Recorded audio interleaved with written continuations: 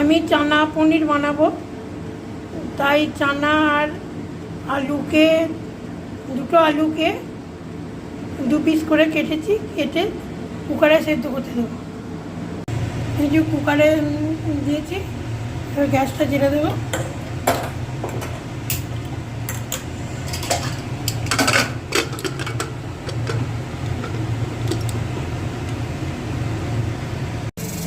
আমি পেঁয়াজ, রসুন, আদা আর টমেটো কেটে নিয়েছি, এটা গ্রাইন্ডারে পেস্ট করে নেব।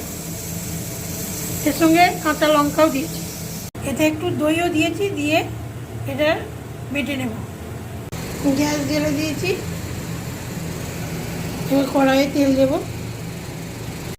আমি সর্ষের তেলই রান্না করব, তাই সর্ষের তেল দিলাম কড়াইয়ে। সর্ষের তেলটা গরম হয়ে গেলে ওতে পনির দিয়ে ভেজে নেব।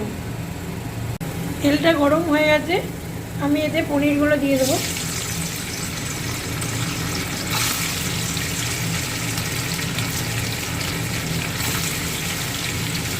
পনিরগুলো হালকা ভেজে তুলে নেব।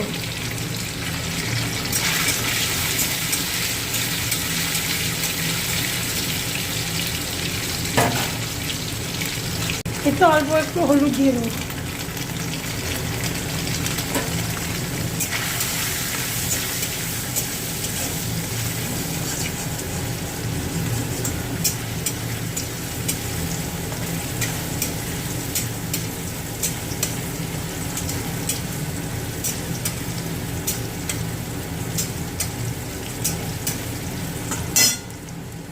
ব্যাস, ভাজা হয়ে গেছে, আমি এবার তুলে নেব।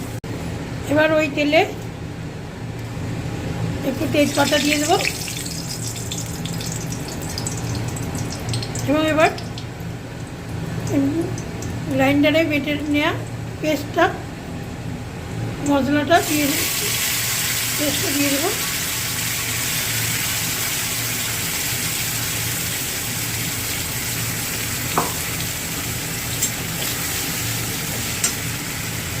আর ওর সঙ্গে হলুদ, ধনে আর জিরে একটা পেস্ট করে রেখেছিলাম, ওটা দিয়ে দেবো।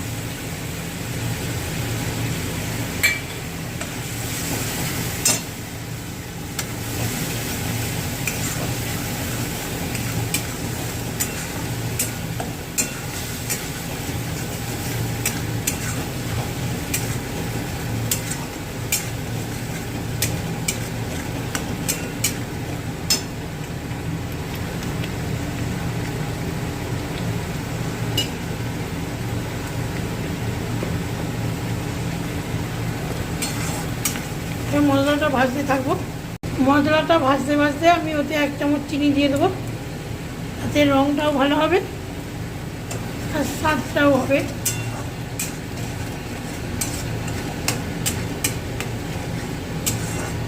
এখনও মশলাটা ভাজতে হবে, ভেজে নিই।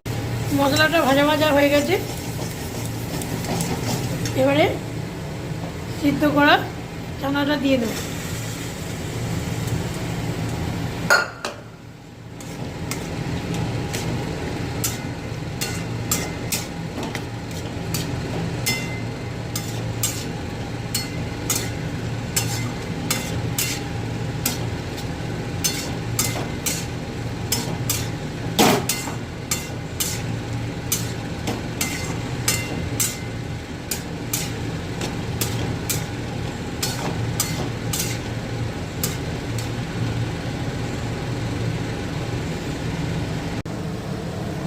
আলু খোলা ছাড়িয়ে ভালো করে জল দিয়ে মেখে নিয়েছি, এবার এইটাতে দিয়ে দেবো।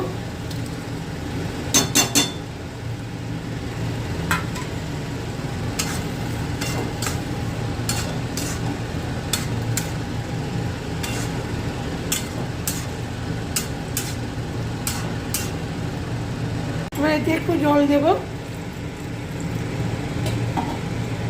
আর নুন দিয়ে দেবো পরিমাণ মতো, দিয়ে একটু ফোটাতে দেবো।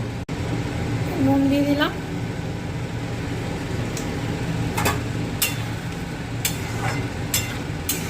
মিনিট 5 ফুটুক, তারপর ওদের পনির দিয়ে দেব।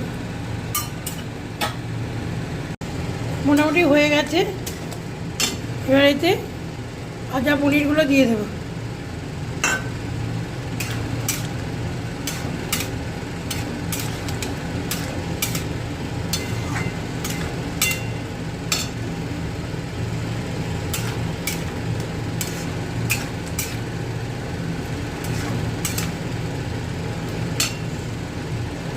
এবার একটু গরম মশলা দিয়ে দেবো।